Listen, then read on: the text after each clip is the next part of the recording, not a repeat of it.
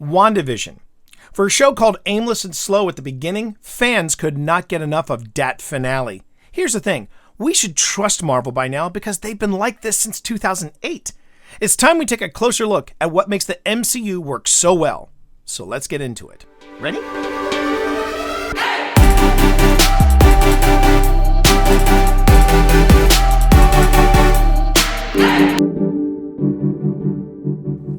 Hi there, my name is T. Morris. You might know me as the T Monster or Twitch Dad, and I'm back with that dad-intensive knowledge, backed up by some titles I've seen in my days as an author, taking a deep dive into something that warrants a closer look. Now recently I did a quick take on WandaVision, and it got me thinking about the reception of the series on a whole.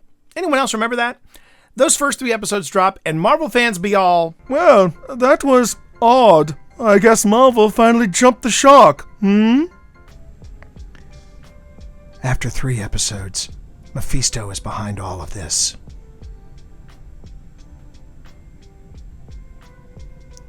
Called it. Kinda predictable. GG's. Bruh, what's up with that WandaVision, bruh? It's so damn slow, bruh. It makes no sense, bruh.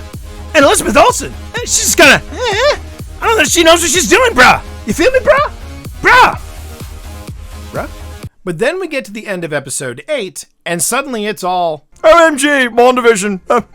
No spoilers, but OMG. Who's been pulling every evil string? It's been Agatha all along. Bruh, WandaVision is so lit, bruh. It's so effing good, bruh. Elizabeth Olsen, she nails it, bruh. She knows what she's doing, bruh. You feel me, bruh? Bruh.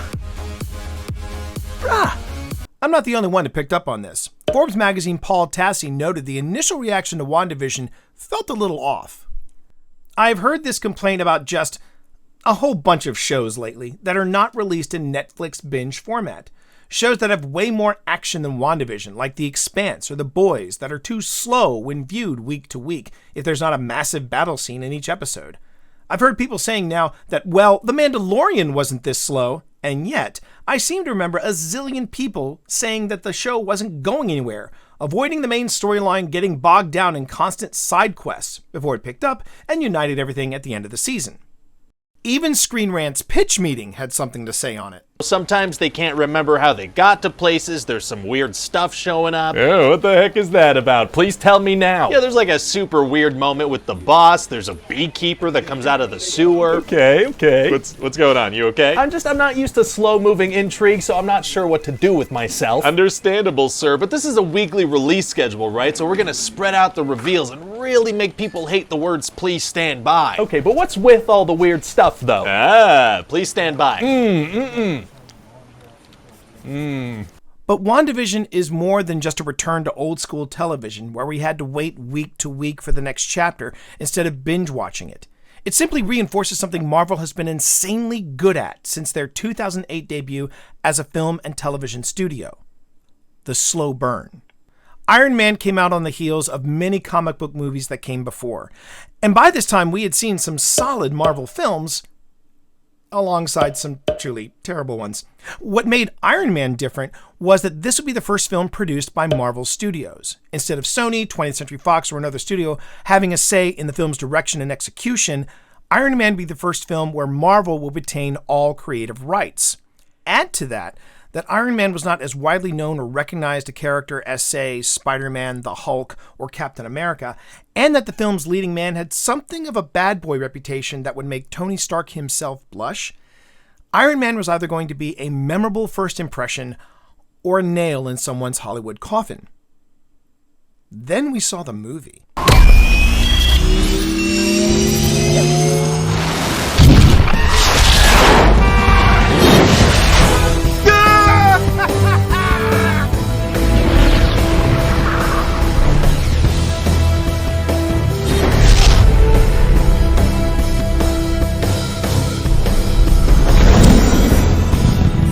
Iron Man was not just a good comic book movie, it was a great film, completely taking the world by surprise.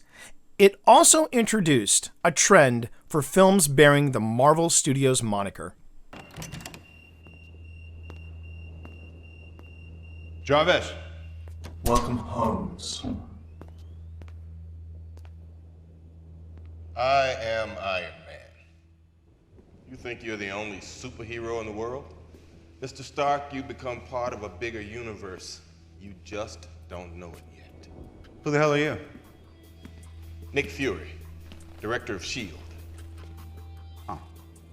I'm here to talk to you about the Avenger Initiative.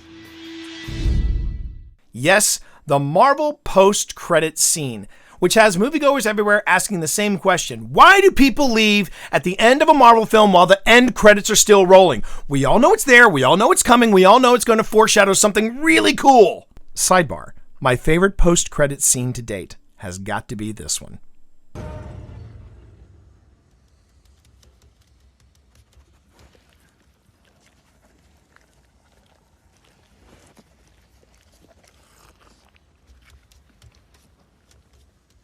What do you let it lick you like that for? Gross.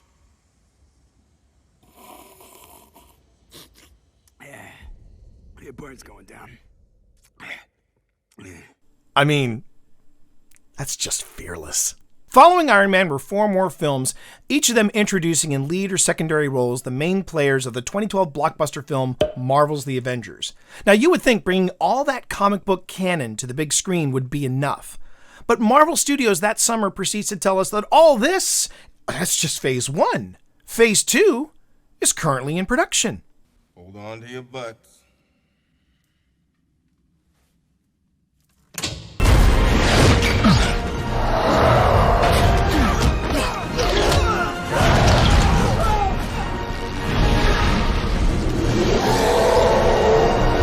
What we got next was another 4 films before an Avengers sequel. Then, just after the release of Guardians of the Galaxy, Marvel announced Phase 3, which would bring about the climax of Thanos and his plans for the Earth, playing out across 2 films, Avengers Infinity War and Avengers Endgame, with Captain Marvel introduced between the films.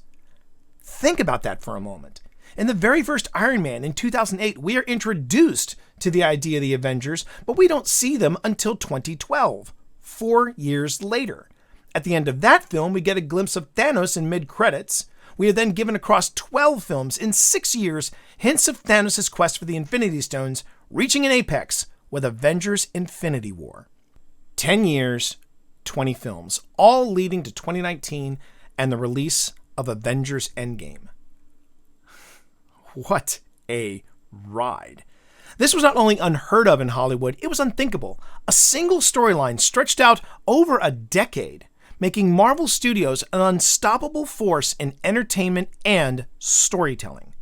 But if Marvel Studios, being the young upstarts as they were at the time, could do this, what about other creative filmmakers with way more credentials than they had? Couldn't they do the same thing, only better, and in a fraction of the time?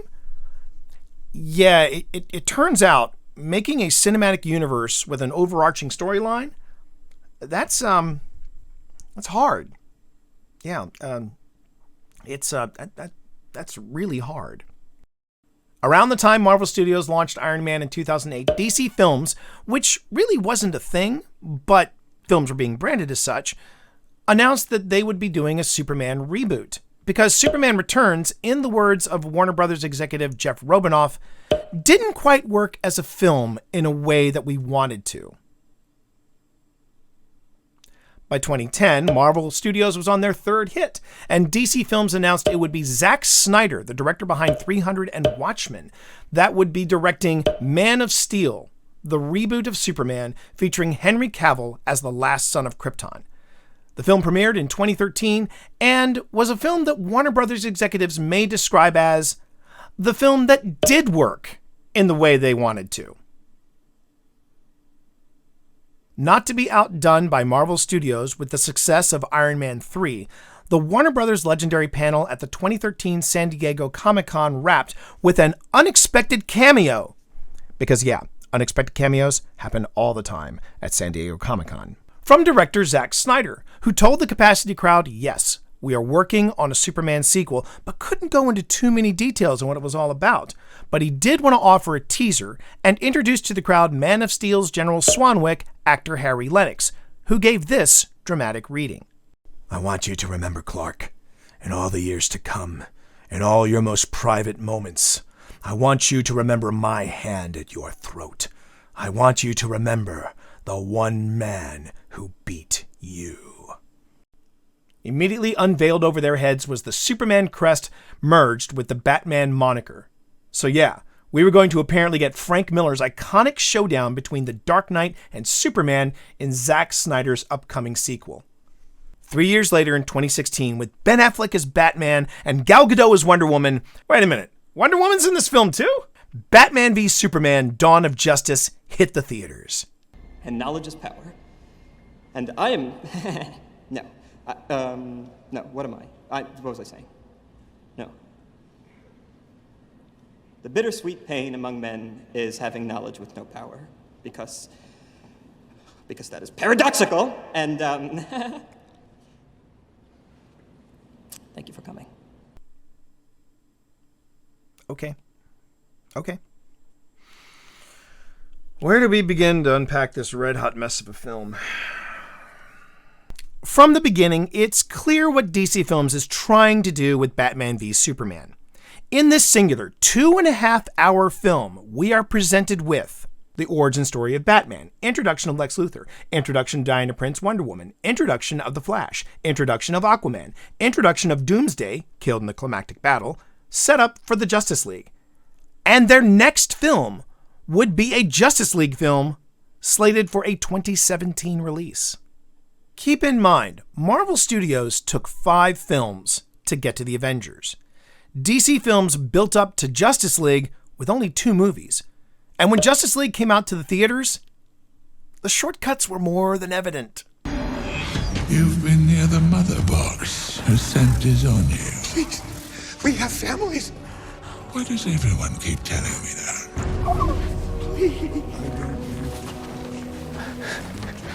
Right, okay, yeah, here's the thing. See, I'm afraid of bugs and, guns and obnoxiously tall people and murder, and I can't be here. It's really cool, you guys seem ready to do battle and stuff, but full transparency, I've never done battle. I've just pushed some people and run away. Save one. What? Save one person. Which one? Don't talk, don't fight. Get in, get one out. And then? You'll know.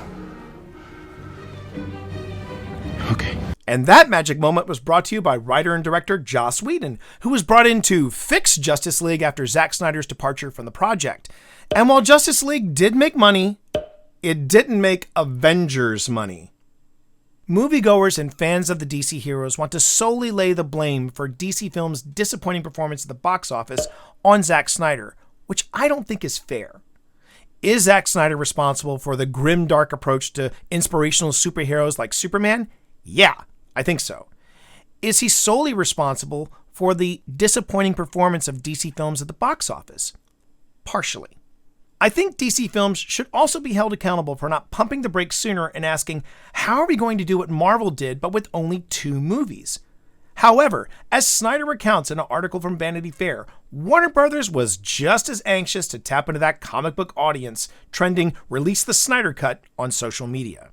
Initially, says Snyder, Warner Brothers just wanted to release the raw footage on his laptop. I was like, that's a no. That's a hard no, he says. And they're like, but why? You can just put up the rough cut. Snyder didn't trust their motivations. I go, here's why. 3 reasons. 1, you get the internet off your back, which is probably your main reason for wanting to do this. 2, you get to feel vindicated for making things right, I guess, on some level. And then 3, you get a shitty version of the movie that you can point at and go, see, it's not that good anyway, so maybe I was right. I was like, no chance. I would rather just have the Snyder Cut be a mythical unicorn for all time. As much as I do not care for Batman v Superman, I do respect Zack Snyder and his integrity for not phoning it in when given the rare chance to complete his original vision. Sidebar. The details of Zack Snyder's departure from Justice League in 2017 are featured in a Vanity Fair article referenced here. It is not only a story of artistic conflict, but of deep personal loss. If at any time you feel the need to talk to someone or are afraid of doing harm to yourself, do not hesitate to contact someone at the National Suicide Prevention Hotline at 1-800-273-8255 or text HELLO to the crisis text line at 741-741. There is also a list of crisis hotlines cited in this video's description. While the Snyder cut of the Justice League is vastly superior to the theatrical cut, it is still far from anything Marvel has produced. It's a bit like going into a restaurant and ordering a steak dinner, and you get a lettuce, tomato, and cheese sandwich on stale bread, and you've got to build the sandwich yourself. You go back to the restaurant the next day, you order the steak dinner again, but this time you get a peanut butter and jelly sandwich on fresh brioche bread. Yeah, it's a way better sandwich than the one you had the other day, but you still haven't had the steak dinner. This is a 4-hour movie, the Snyder cut. And we are given a lot to digest here. And when Snyder gets it right, it's nothing less than amazing. But in this 4-hour movie, it also points out how wrong he gets things too. Yeah. Jared Leto. I don't get him. I don't get him. But perhaps the most grievous error of DC films is in their lack of planning. There is no Phase 1, no Phase 2, or let alone any sense of direction at DC films. On looking at the first 3 films, the strategy feels something like, well, let's get to where Marvel is, only faster, and we'll figure it out on the way. Which is probably how we wound up with such an ill-conceived, ill-executed Wonder Woman 84 after its heartfelt predecessor. How different would things have been for DC films if they had taken a page from Marvel Studios? Why not have a Batman film featuring Ben Affleck as the battle-worn Batman? Then a Wonder Woman film, then an Aquaman film, all leading towards a singular event, be it an egomaniac like Lex Luthor or an extraterrestrial force like Darkseid. We can speculate, but all we now have is what we got. A promising start, a slapdash follow-up, and a bloated finale that touches on the potential of DC films. These 3 films also bring to the forefront a detail that DC films seem to be missing: the human element. One thing that makes Man of Steel the diamond in Snyder's rough is that the film focuses more on Clark and less on Superman. Spending less time with a superhero and more time with a person who happens to have special abilities is one reason why Marvel Studios can do more in 2 hours than DC films can in 4. Marvel Studios has now launched Falcon and the Winter Soldier, and in just 2 episodes, we are given a lot. And I'm not really touching on Sam and Bucky's fight sequences, which, let's be honest, are lit AF. In the first episode, we get subtle commentary on fan privilege with a banker rejecting Sam Wilson's family for a business-saving loan, but then in the same scene asking for a ridiculous selfie with the Falcon. In the second episode, we're introduced to Isaiah Bradley, the only surviving African-American test subject with Cap's super serum. His story, told in one amazing scene, references a 7-part Marvel comic series called Truth, Red, White, and Black. You're gonna want to find this and read it. And a quick shout out to Steamfunk CEO Savan Gupta, who pointed this out from episode 2. If you ever wanted to know just how viscerally Plagans, hippies, and Hollywood daubing their slapdash hands all over my culture makes my blood boil, look at Bucky and Sam's faces with that imposter in Cap's suit. Across both episodes, we work with Sam and Bucky and their own adjustments to the real world. We knew about Sam's personal struggles with post-traumatic stress disorder in his first appearance in the MCU, but now we take a deep dive into Bucky's return to civilian life. We get all this, just the tip of the iceberg, within 2 episodes, and we still get the action, the intrigue, the shadowy puppet masters at play, but we never lose sight of Sam and Bucky facing challenges where their unique abilities are useless. Sidebar. Since we're talking about PTSD, this bears repeating.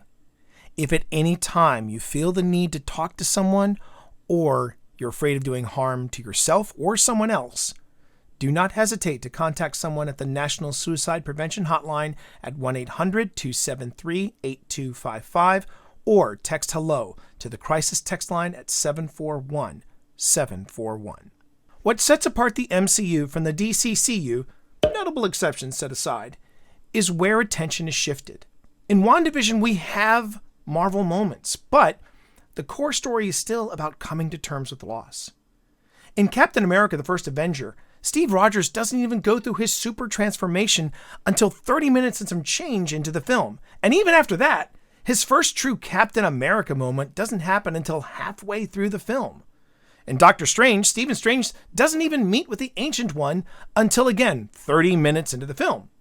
And then we have Spider-Man: Homecoming, where Peter Parker is just being Peter, gearing up for his high school's Battle of the Brains competition, but then donning the Stark-developed Spidey suit and taking some time to make a new friend. Should I tell Liz that I'm Spider-Man? Who is Liz? Who's Liz? She's the best. She's awesome. She's just a girl who goes to my school. And, I really want to tell her, but it's kind of weird, you know? Hey, I'm Spider-Man. What's weird about that? And what if she's expecting someone like Tony Stark? I mean, imagine how disappointed she'd be when she sees me. Well, if I were her, I wouldn't be disappointed at all. Thanks, Karen. It's really nice to have somebody to talk to. Hey, how long we been here anyways? 37 minutes. What? 37 minutes? That's insane! If we have learned anything from the Marvel experience, it's that Marvel Studios knows how to connect with an audience. And while you might think a Norse god or a talking raccoon may not be characters you can connect with, it is the moments the writers, actors, visual effects teams, and directors of the MCU pay particular attention to that make these unbelievable individuals totally relatable. So go on. Have a little faith in Marvel. They have been, if anything, consistent. So when that opening fanfare starts, you know you are in for one incredible time. And for the love of God, when we start going back to movies and theaters, sit through the damn credits. You won't be disappointed. Gross.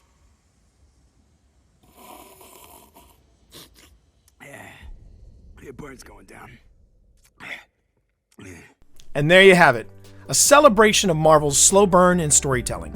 If you enjoyed this deep dive, make sure to hit that like button and leave your own thoughts in the comment section below. And if you don't want to miss any of my other deep dives or quick takes on things, go on and subscribe. Make sure notifications are enabled, and you can catch me next time. Thanks for watching. I'm T. Morris. Enjoy the ride.